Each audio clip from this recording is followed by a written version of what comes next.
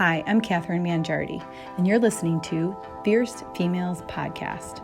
Each episode will strive to bring you the very best fierce females, from CEOs, entrepreneurs, nutritionists, healers, and just badass moms that are changing the status quo by living up to their full potential, all in hopes to inspire you to go out and live the life that you were meant to live. As women, we were all more alike than we are different, and we've all been through life challenges in one way or another. And you are not alone in the fight. So let's empower, learn, and lift each other up. See you next time. Hello, welcome to another episode of Fierce Female Finance. We're here with Dr. Donna Marino, speaker, TEDx speaker, author, business coach who helps female entrepreneurs make their big impact in the world. Today we'll be discussing money mindset and your relationship with money.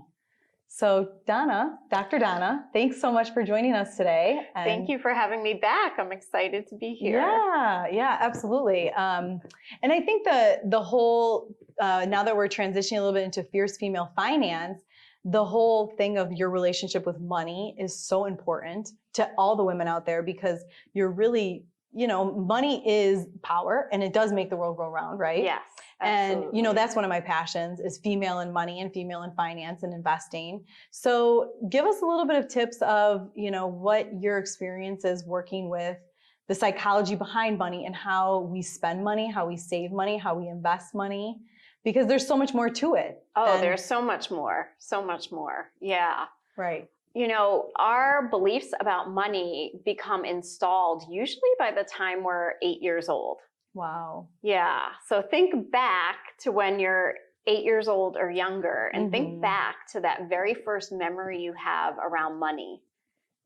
It probably has something to do with your mom or your dad, your family. Shopping, family, not to mention all of the media and community influences on our money belief systems. Right. And then that gets into our subconscious, and then we start acting from that subconscious level with the money we have as an adult, and our belief systems start to play out.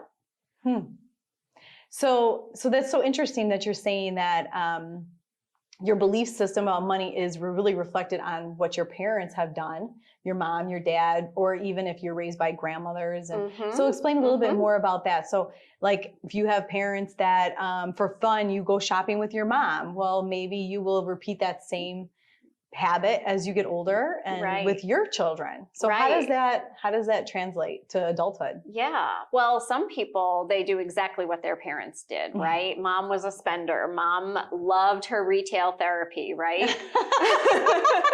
Let's be honest, ladies. Who does not love retail therapy, okay? Right. When she was down, she went and bought herself new shoes. I know you know what I'm talking about. So just to go back to that, because that's so true. Like women, when they're down, they go shopping. When they celebrate, they shop. If they get a promotion at work, they shop and they're like, oh, I could go get that new Gucci bag. I just got a 2% raise. Well, really, you didn't get a 2% raise. You just kept up with possibly inflation, right? Right. But we look at our parents and we look at what they did, and then we usually either copy them or do the opposite. Right? Which is neither one is necessarily in our best interest. And it's often fueled by these subconscious beliefs. So we're not even consciously choosing what we want to do. So if you grew up in a household where you heard things like money doesn't grow on trees, or that was me. Right. Who do you think we are? Commonwealth Edison? Right. God, I hope my mom does not see this.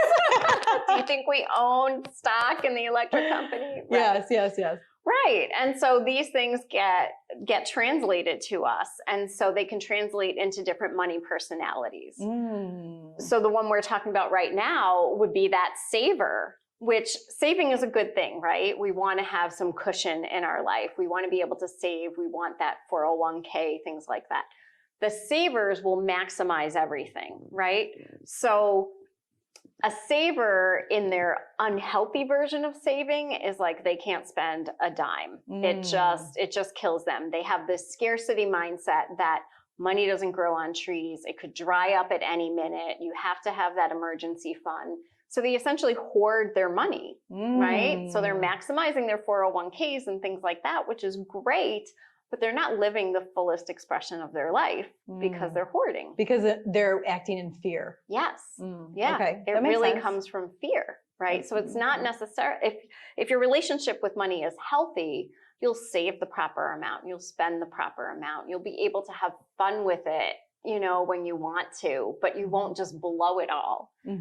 Which is our spender personality, right? The spender is like, money feels good. I love the instant gratification I get every time I buy something. I want those new shoes. I buy them, right? So they may have grown up in the household with, you know, the retail therapy or someone who's just very permissive around money.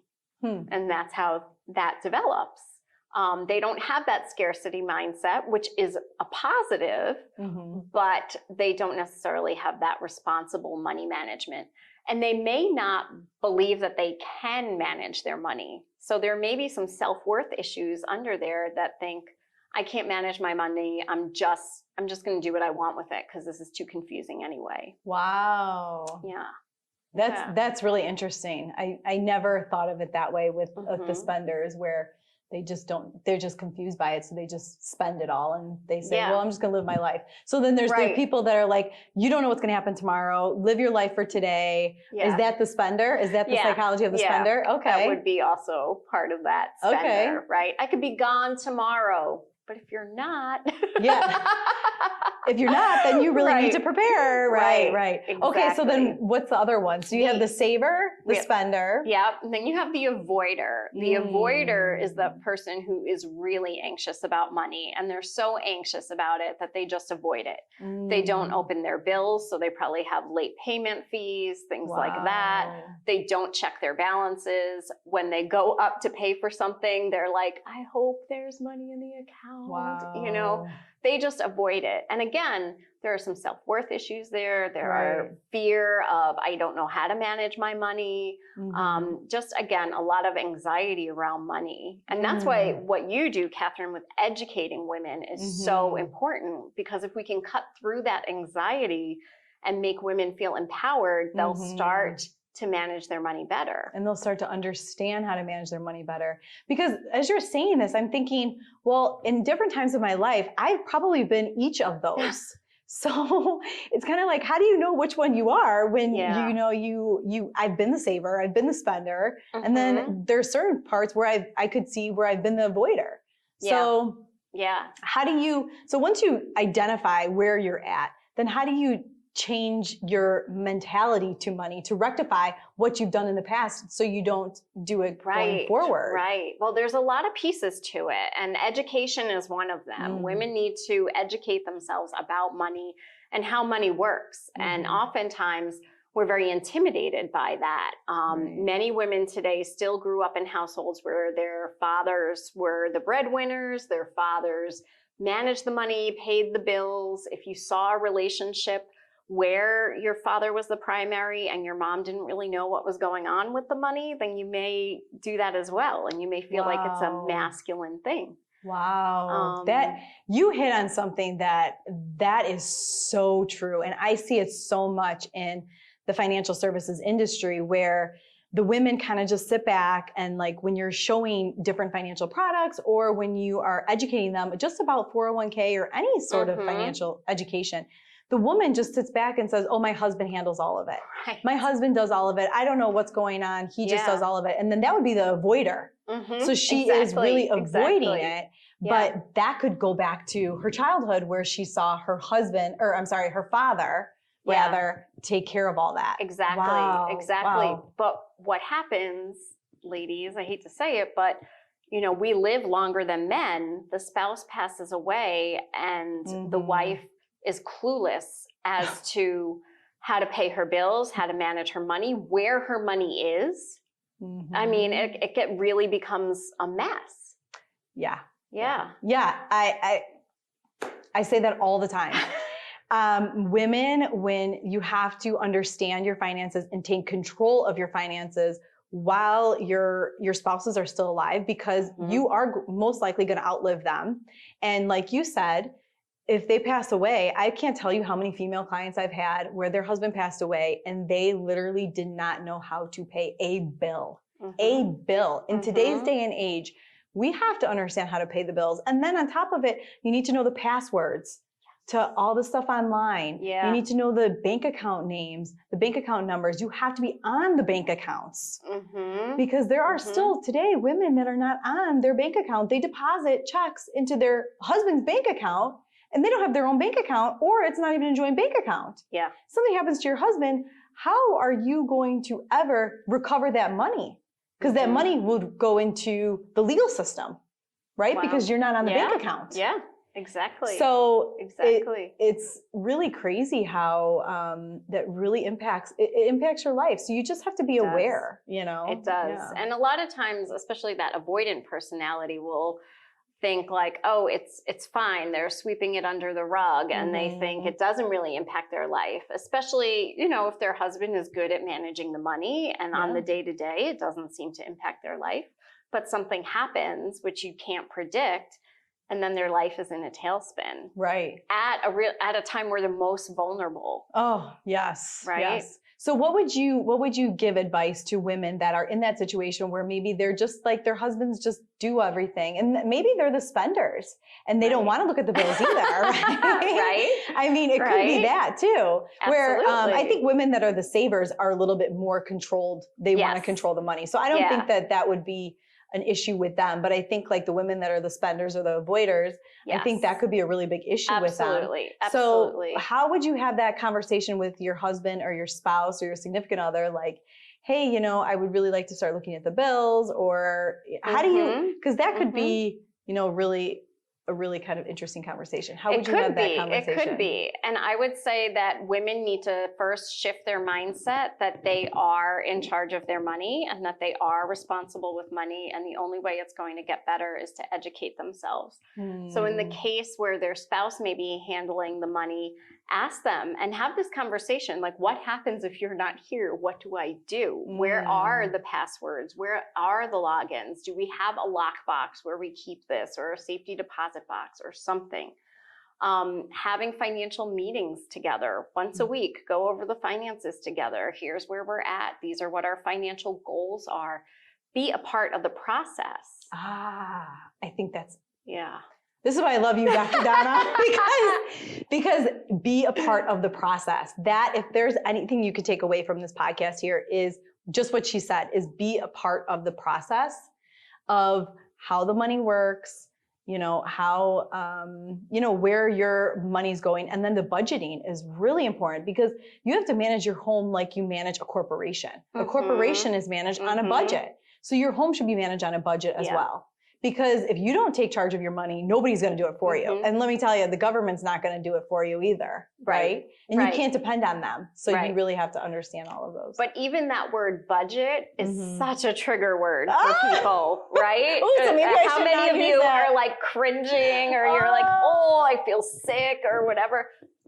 Rename it. Call it a spending plan. A spending plan. Okay. Yeah. I'm going to have to. This is my spending plan. And this much goes in this box, and this much goes in this box, and this much here. Right. Right? Because if you do have a spending plan, you could really do it all. Like, ladies, let's be honest. We still like to shop. Okay. You're going to go to TJ Maxx and you're going to go to Nordstrom Rack or even Nordstrom and get those new pairs of shoes. Like, it's going to happen. Okay. And, but you can do that and still live a really great life, you know, but just a little bit scaled back, right? Right. And it's reconditioning ourselves, those buzzwords like budget that bring up all this emotion. And anxiety and, oh, now I'm going to be strained and I can't spend the money that I want to spend. I feel like I'm being controlled, or I feel deprived, you know? Yeah, it's like dieting, right? Well, I also think that it's so interesting, like social media and what that has impacted our spending, because, you know, you see on social media these people that have these great purses, the Louis Vuitton, the Gucci's and things like that. And you're like, oh, well, you know, because they have it, I need to have it. The consumerism. Yes. Yeah. But you don't really know. I mean, that person could be living in like a 1-bedroom apartment paying rent. You know what I'm saying? So what are some of the things that we could recondition our minds to say like, okay, well, I don't need that. What, like needs versus wants? Right. Well, one of the things when you're creating your spending plan, I think you should create a little play money in there that you can bank and then spend it on something that is just a splurge, right? But also keep your goals in mind. You know, oftentimes those buys are impulsive, right? And you're not thinking about the vacation that just cost you or the class you wanted to take or something for your kids, right? So if you can say to yourself before you buy it, is it more important for me to have this right now, or is my long-term goal more important? It makes it a lot easier when you say Costa Rica or those shoes. Yeah. And what's going to give you like the experience? The shoes are instant gratification. You're going to wear them a couple times and you're going to say, oh my gosh, they're wonderful. I love them. But the Costa Rica trip is going to be something that's going to be an experience that could last for a lifetime for you and your family and your spouse. It makes a lot of sense. Yeah. So how do you get women to, so first you get them to see where they're at, create a spending plan, you know, like your relationship with money and using different verbiage. And then going forward, how would you, first talk to your spouse and kind of get a handle on, so what's the process to going forward? So the first part is that level of awareness, starting to know what your money beliefs are and what your relationship to money is like. Then you have to know what you want that relationship to be like, right? If you're not earning as much money as you want, you probably have a limiting belief around money and how much you can earn. So you have to start reconditioning your brain for what you want. And I use things with my clients like guided meditation, visualization, hypnosis to really get to those subconscious beliefs and to start to help women see themselves as money magnets and having the ability to attract wealth and money.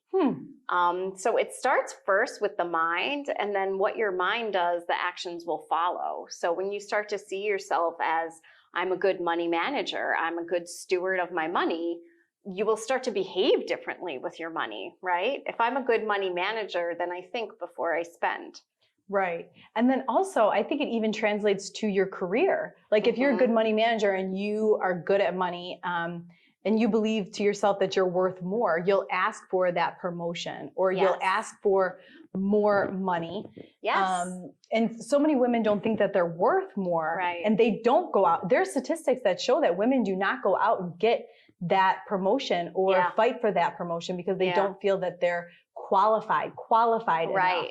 Because they haven't done A, B, C, or D, right? So I think that understanding. Absolutely. It affects how you negotiate for a raise with your boss. If you're an entrepreneur, it affects what you charge for your services. And what you ask for is a direct reflection of your self-worth. So if you're not charging enough, you probably have a self-worth issue. I hate to say it, but it's true. Wow. That's some really good stuff. Yeah. So how could we find you, Dr. Donna? What is your email? Sure. So you can email me at donna@drdonnamarino.com. Doctor is DR. And the website is drdonnamarino.com. And if you text Get Started to 844-947-6640, I will send you a money magnet hypnosis tape to help you relieve your money blocks. Wow. Well, thank you. I think there's a lot of really enlightening things that you could really teach women about money mindset. Absolutely. Right. And it's the combination of your work and my work together that can really help women create wealth. Right. Awesome. Yeah. Well, thank you guys, everybody, for tuning in to our Fierce Female Finance podcast. Hope to see you guys soon. Thanks for tuning in to another episode of Fierce Females. If you have any questions or would like to submit a response, please email us at admin.fiercefemale.info. Again, that's admin.fiercefemale.info. Thanks.